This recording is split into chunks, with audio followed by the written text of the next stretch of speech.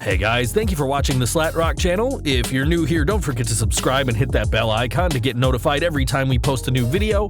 And if you've already done so, just make sure that it's still active.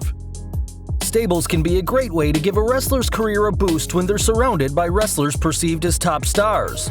Or they can end up in stables with various misfits, resulting in their getting lost in the crowd. Here are 15 shocking WWE wrestlers you probably didn't know almost joined major wrestling stables. Number 15. Christopher Daniels, The Brood. Christopher Daniels is probably best known for his time in TNA Wrestling, where he helped elevate the promotion to new heights with his in-ring ability and charisma. But years before Daniels entered the six-sided ring, he signed a developmental contract with the WWF in 1998. After impressing everyone backstage, Daniels was in line for a push and was even chosen to be part of The Brood, a trio of gothic superstars led by Gangrel. In an interview years later, the Vampire said how Daniels was the original pick, but his spot went to Christian thanks to Captain Charisma's longtime friend and fellow Brood member, Edge. Instead, Daniels never received a big break in the company, though we couldn't help but wonder how his and Christian's careers had been if the Fallen Angel was given the push in '98. Number 14. Rey Mysterio, The Radicals. Though they may not have accomplished a ton as a team, the debut of the Radicals in the WWF in early 2000 was a huge deal. Four of WCW's most popular stars, the group of Eddie Guerrero, Dean Malenko, Chris Benoit, and Perry Saturn, were a huge score for the WWF, and another loss for the Atlanta-based promotion. With that said, there was reportedly another star ready to join them in the WWF, Rey Mysterio. Though the High Flyer reportedly asked for his release the same time as the Radicals, his request was denied, perhaps because Mysterio's colorful mask and outfits made him a bigger merchandise seller than the others. Regardless of the reason, it's probably for the best that Mysterio didn't join in 2000, as the group debuted as heels, while Mysterio's natural underdog status made him one of WWE's top babyfaces upon his arrival in 2002.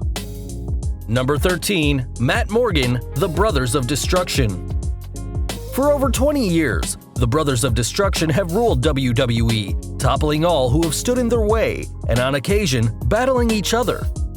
In 2005, though, the company decided to add a twist to the story, and reportedly planned to have a third Brother of Destruction who would match the two legendary stars in size and power. This third brother would be called Abel, a play on the biblical brothers Cain and Abel, and was going to be played by Matt Morgan, who hadn't been seen on WWE TV since early 2004.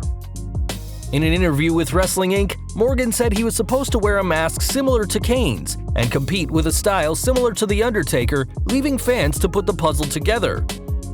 Ultimately, it was Vince McMahon who killed this angle, possibly because he has been fiercely protective of The Undertaker brand. Instead of Abel, Morgan made his return to the main roster in April 2005 with a stuttering gimmick. Number 12. Chris Benoit, The $1 Million Corporation. We all know that Ted DiBiase is rich, so when the $1 Million Man stepped away from the ring, it was only a matter of time before the affluent superstar made his presence known again. Now a manager, DiBiase formed the $1 Million Corporation, buying out contracts of the largest superstars to compete on his behalf.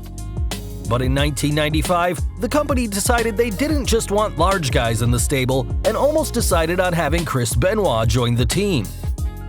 A technical wizard, Benoit was very different than other members, which included Bam Bam Bigelow, King Kong Bundy, and Psycho Sid.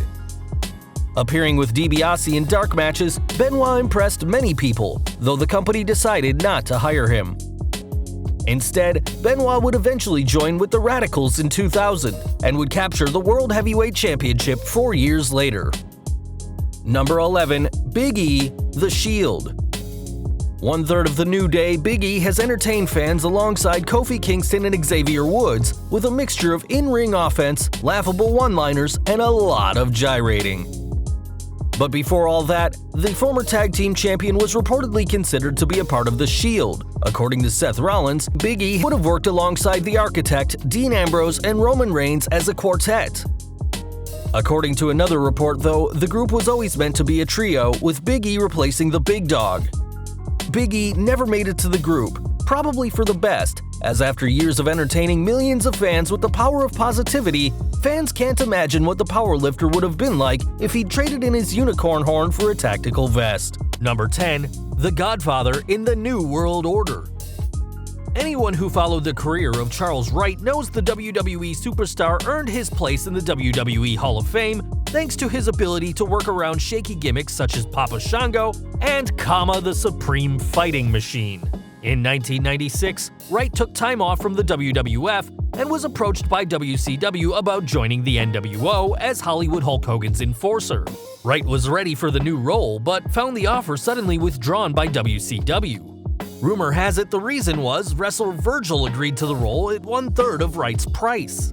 Wright fared fine and went on to WWF fame as the pimpin' player known as the Godfather. Number 9. Test in D-Generation X.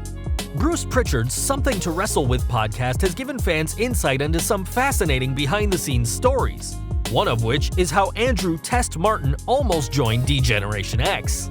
According to the man who played Brother Love and worked in the WWF office, Martin was considered for a spot in DX, as Martin reminded Pritchard of Diesel. However, Shawn Michaels and Triple H adamantly opposed the idea, with both men supposedly saying Test was no Kevin Nash. Instead, Martin went to developmental and debuted as rock band Motley Crue's bodyguard turned wrestler, Test. Number 8. Val Venus in D-Generation X. Test wasn't the only wrestler considered for membership in the WWF's Bad Boys Club. In 1998, WWF writer Vince Russo suggested Venus would be a good fit in the lewd, rude, and crude DX, but members Triple H and Shawn Michaels vetoed the idea, similar to what they did with Test. Venus would have made a good addition to DX since he too pushed the envelope with sexual innuendo during the Attitude Era, fitting well into the WWF's PG-13 storylines. Nevertheless, Venus managed to do fine in singles competition, becoming one of the most entertaining stars at a time when the WWF was great to watch. Number 7. Chris Jericho as part of the Spirit Squad. Chris Jericho was involved in many famous bouts and held several WWE titles since his debut in 1999. After years of taking bumps in the ring and traveling on the road, Y2J wanted a break from pro wrestling and requested not to extend his contract, which was set to expire on August 25, 2005. The Ayatollah of Rock and Rolla made his last appearance in WWE on the August 22, 2005 episode of Raw. Jericho faced Cena in a "You're Fired" match. Cena won the match and Jericho was fired by Raw general manager Eric Bischoff. Right about this time, Vinnie Mac came up with the idea of a stable with male cheerleaders. Originally, the group was scheduled to be made up of 4 wrestlers from WWE's developmental territory, Ohio Valley Wrestling: Ken Doane, Nick Mitchell, Nick Nemeth, and Elijah Burke. Burke, however, turned down McMahon's offer to join the Spirit Squad, feeling that he could not perform the acrobatics required from members of the group, and chose to remain in OVW. Burke was replaced in the Spirit Squad by Johnny Jeter and Mike Mondo. The 5 members were given new ring names: Kenny, Johnny, Mitch, Nicky, and Mikey. Vince McMahon wanted an established wrestler to head this faction and approached Y2J in November of 2005. To everyone's surprise, Vince was able to convince Y2J to make a comeback and head the faction. By December 2005, Jericho changed his mind and opted to sit out, thankfully. In an episode of Talk Is Jericho in 2014, Y2J said the poor storylines were the reason why he backed out. Guys, can you imagine Y2J being a part of the Spirit Squad? Number 6. Dean Ambrose in 3MB. While Jinder Mahal has done surprisingly well for himself, and some argue Heath Slater has improved as well, 3MB was never seen as anything more than a comedy stable. According to Heath Slater, Dean Ambrose was considered for the faction prior to his debut in The Shield. According to Jinder Mahal, Ambrose and Fandango were once considered for the spots that would be filled by Drew McIntyre and Jinder Mahal. While Fandango couldn't have fared any worse, we can't see Ambrose thriving in 3MB. Number 5. Chyna in the New World Order. Wrestler Joni Laurer defied gender barriers when she entered the wrestling world, quickly establishing herself as a woman who could compete and win against male wrestlers. Before she joined the WWF in her career-making role as D-Generation X's bodyguard, Laurer was approached by the New World Order about becoming their first female member. Although Triple H and Shawn Michaels were eager to have Laurer join DX, Vince McMahon reportedly disliked the idea, thinking no one would believe her as a credible opponent for men. According to Laura's memoir, If They Only Knew, she was close to signing with WCW when Shane McMahon asked her to stall, implying he was close to convincing his dad to sign her. Laura held off, and Shane came through, leading to the debut of Chyna, the ninth wonder of the world. Number 4. Mark Jindrak in Evolution.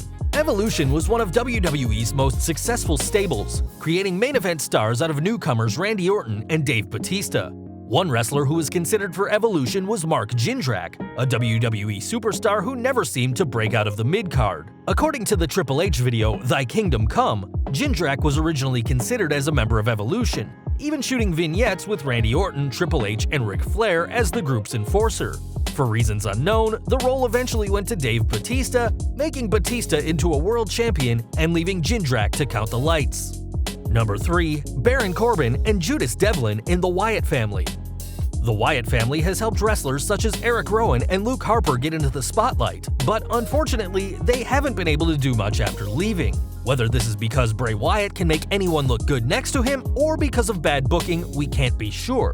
Two superstars who almost joined the Wyatt family are Baron Corbin and Judas Devlin, one name you may recognize and one you may not. Wrestling's lone wolf, Baron Corbin, was reportedly very close to joining the Wyatts. Vinnie Mac instead saw Baron Corbin as a singles player and was left aside. On the other hand, developmental wrestler Judas Devlin also cut some tryout promos, but failed to get into the Wyatt family. Sadly, Devlin suffered a serious spinal injury in 2013 and was let go a year later. Number 2. Triple H in the New World Order. 2002's NWO reunion was one disaster after another, as fans forced the WWE to turn Hollywood Hogan face, and Scott Hall self-destructing his way out of WWF, eliminating 2 of the 3 NWO members.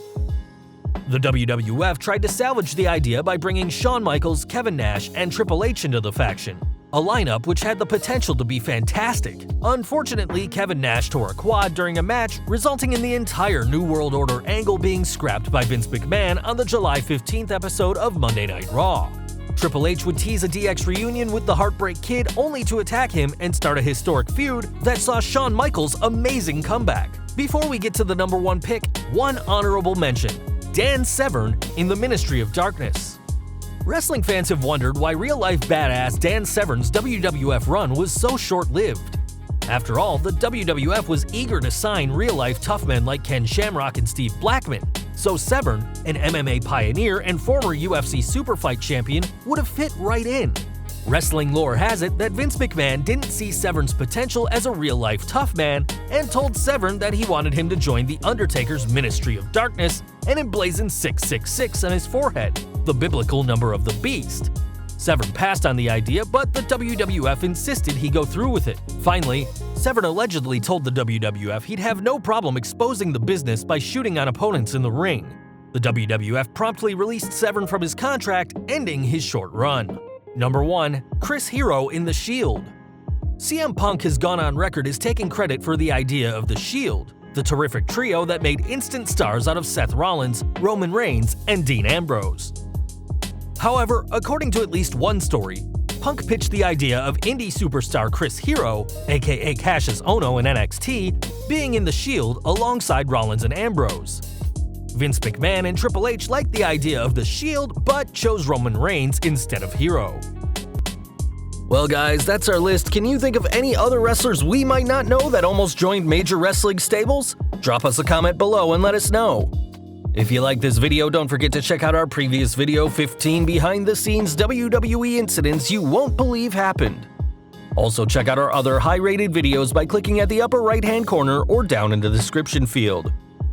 If you indeed like this video, don't forget to hit that thumbs up button, hit that subscribe button, and that bell icon so you don't miss a single new video. You can follow us on Facebook and Twitter, and as always, thank you for watching.